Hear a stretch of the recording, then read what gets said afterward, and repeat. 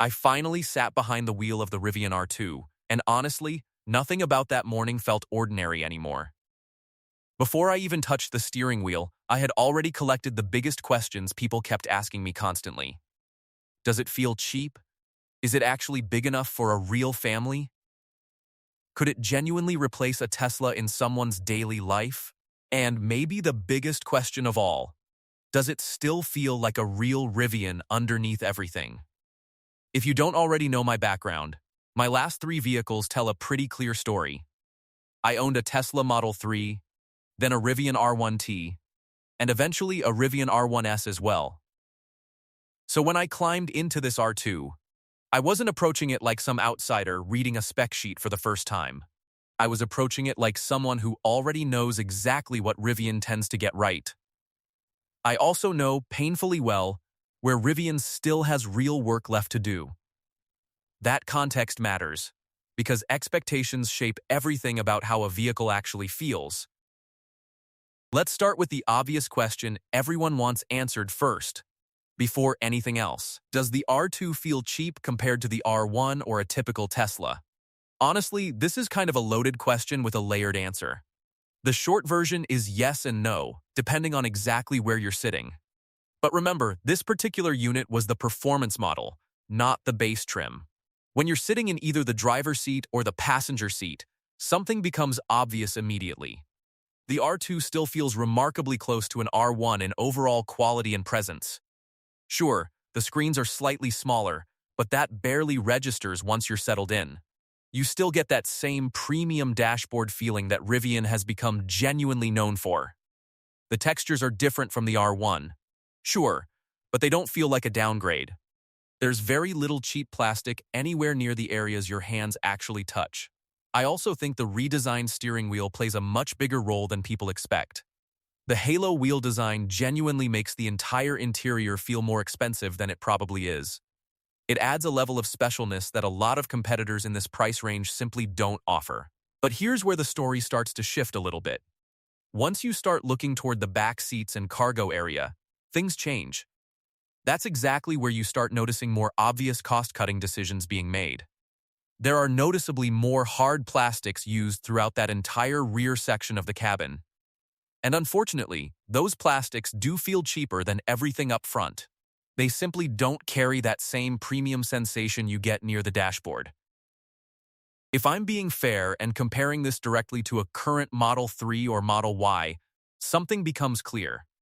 Honestly, I'd say they're pretty evenly matched in overall interior quality. At that point, it really just comes down to personal preference in design language. Some people will prefer Tesla's minimalist approach, while others prefer Rivian's more rugged aesthetic. Now let's talk about something small that genuinely worried me during the test drive. The charge port door felt extremely flimsy the moment I touched it. Unless I completely missed something obvious, there doesn't seem to be an electronic lock. You can literally walk up, press the charge port door, and it just opens. That's convenient, sure, but it also raises a quiet concern for me. I honestly just hope that mechanism doesn't end up breaking over time. It's a small detail, but small details tend to add up. Now let's shift toward comfort, because seating quality genuinely shapes how a car feels daily. From my own experience, older Tesla seats were some of the most comfortable seats I've ever personally sat in. My R1T and R1S have been wonderfully comfortable during long road trips as well.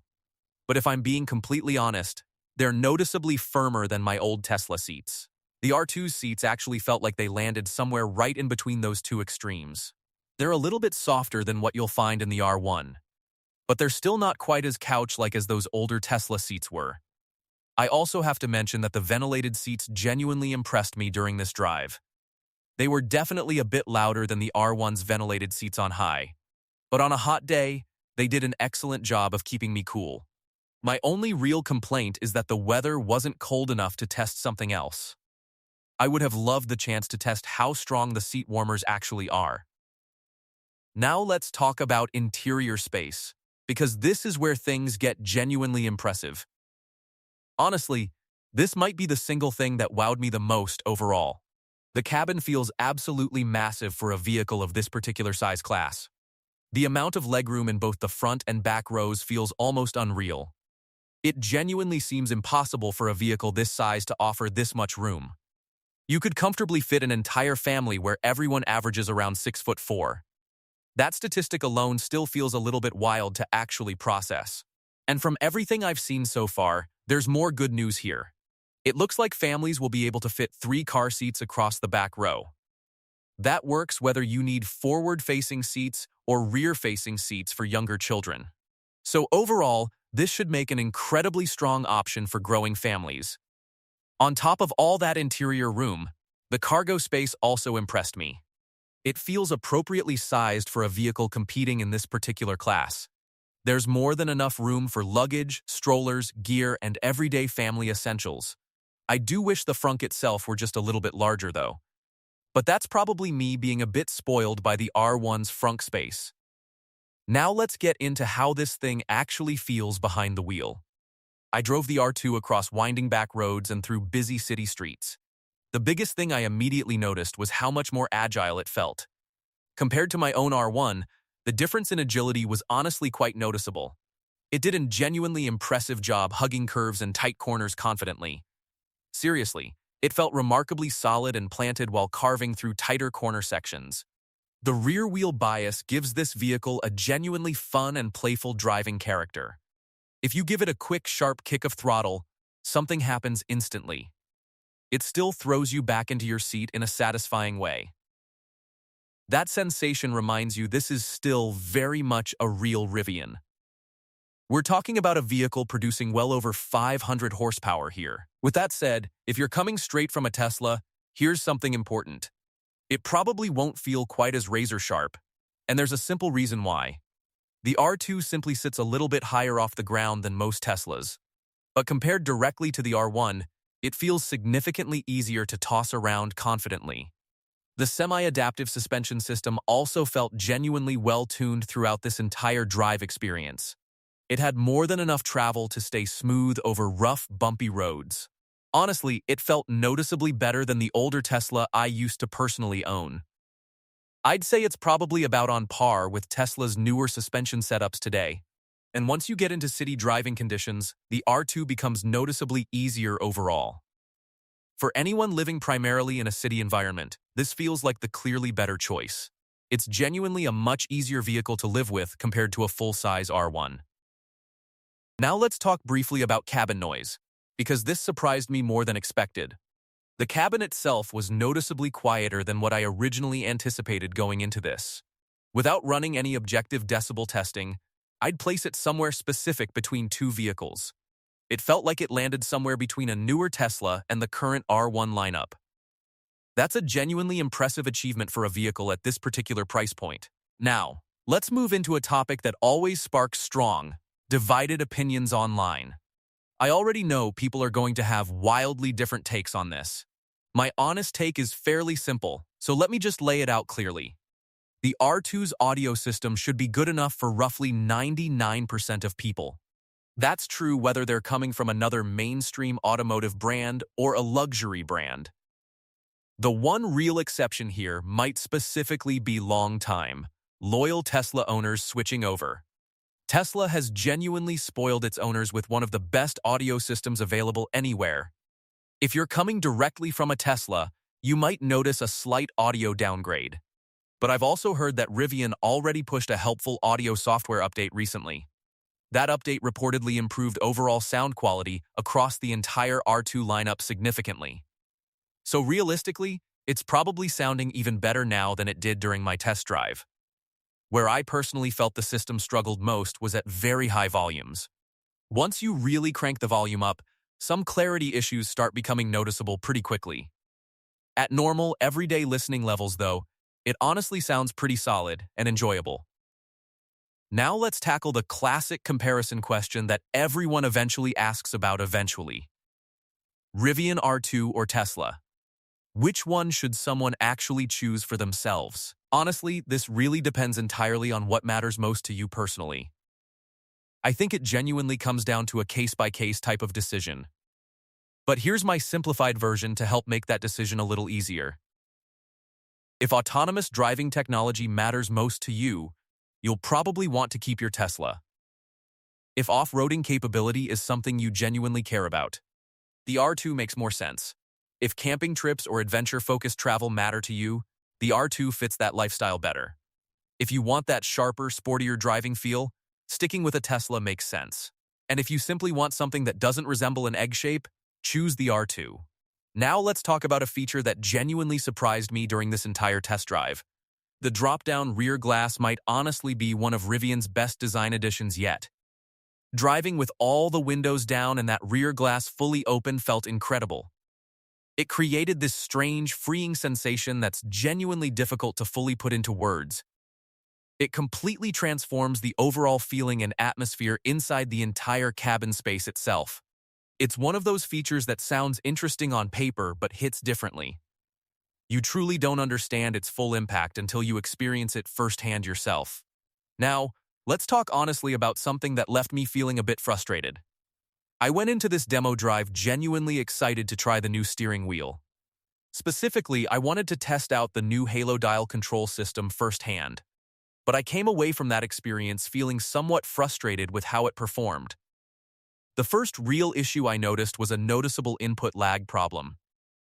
There was a clear delay whenever scrolling or making adjustments using those Halo dials. I do believe this is something Rivian can improve through future software updates. So personally, I'm not overly worried about that particular issue right now. The second issue bothered me a bit more during actual real-world usage though. It was surprisingly difficult to click left, click right, or push properly.